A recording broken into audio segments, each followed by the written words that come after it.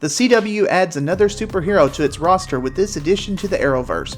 We were introduced to this character in last year's crossover event Elseworlds, but now she's got her own show. How does this one measure up to the already full lineup of DC superhero shows? We're going over the premiere of the CW's Batwoman today.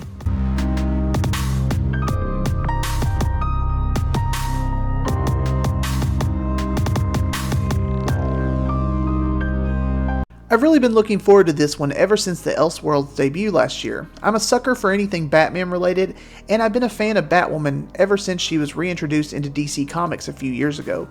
The idea of a lesbian superhero at that time was pretty controversial, but all of that aside, the storyline when she first debuted was just a really interesting one, and the comic art was amazing. I'm a huge fan of that first run of issues. The CW may not be the biggest network out there, but I love what they do with their superhero shows, and while yes, sometimes they can be cheesy at times, I still tune in week after week, and I absolutely love the crossovers. It just reminds me so much of being a kid and reading the annual giant crossover events. So for this premiere, let's start with the good stuff first and then work our way into the bad and the ugly. I thought as a whole this was a pretty solid storyline. I liked the setup we have for future episodes. And we're going to go back in time slightly, and I assume we'll eventually catch up with who Kate is in the Elseworlds crossover because this is basically Batwoman Year 1 as of the first episode. I liked the supporting cast and was pleasantly surprised to enjoy the stepsister character Mary. I thought at first she was just going to be comic relief, but she had some nice depth to her, and I think she has potential to be a great character and confidant to Kate. I also enjoyed Kate's father, and I liked the tension between them. The storyline between Kate and Sophie is very cliche, but I enjoyed it, and I thought the actress playing Sophie did a good job. Now, I'm not crazy about them tossing in a love triangle at the last minute by introducing Sophie's clearly obvious husband, but what CW show doesn't have a love triangle, right? The action scenes were pretty well done, and I like that Ruby Rose does her own stunts for the most part, and that always helps when it's not an obvious stunt double in those scenes. Kate is a character, she's very interesting, and I liked how she had no problem fighting back against people and was just in general a badass. I do think they could hold off a little on the quirky one-liners because she doesn't really need those to look tough.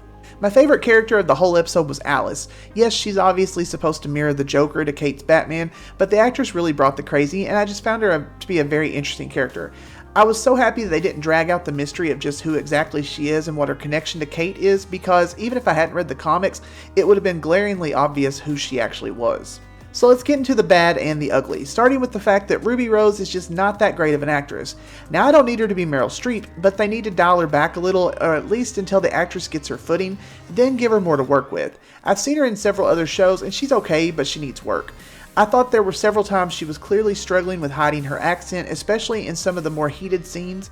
I think she has the potential, but they just need to give her less to work with when it comes to emotional scenes, at least for a little while. I felt the same way about Stephen Amell and Katie Lutz at the beginning, and now I think they do just fine. That costume has got to go. I thought this variation of the Batsuit just looked awful, and the cowl fit her head oddly. It was so rounded, and it just looked bad. I'm ready for the suit we saw in Elseworlds because that one surprisingly didn't look so bad. Some of the contrived story points were just dumb. I mean, honestly, in this day and age, who is taking their kids to a silent movie?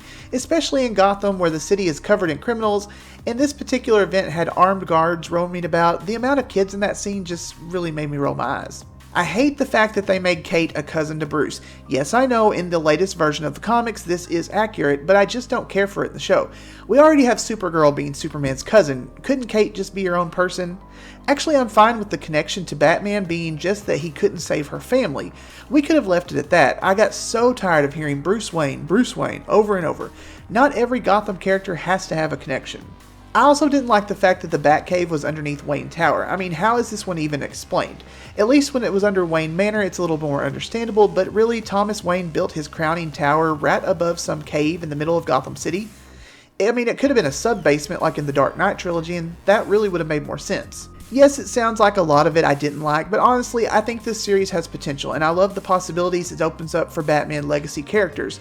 I want the show to forge its own path with new characters and a rogues gallery that fits Kate, but eventually it'd be fun to have little cameos and mentions of classic Batman villains. Now, I'm probably one of the 10 people out there who loved the Birds of Prey show from 2003, and this gave me some vibes from that.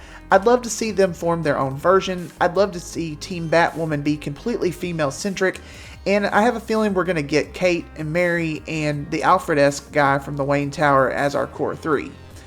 But anyways, I'm going to say that I'll be watching this every week, and I hope it improves, and I think it will. But overall, it wasn't the worst Arrowverse pilot, but it wasn't the best either. Comment down below what you thought of it, and if you'd like to see weekly recaps, let me know. Thanks for watching, everyone. Stay tuned for other reviews this week of the new fall shows and a season recap of another show from last year.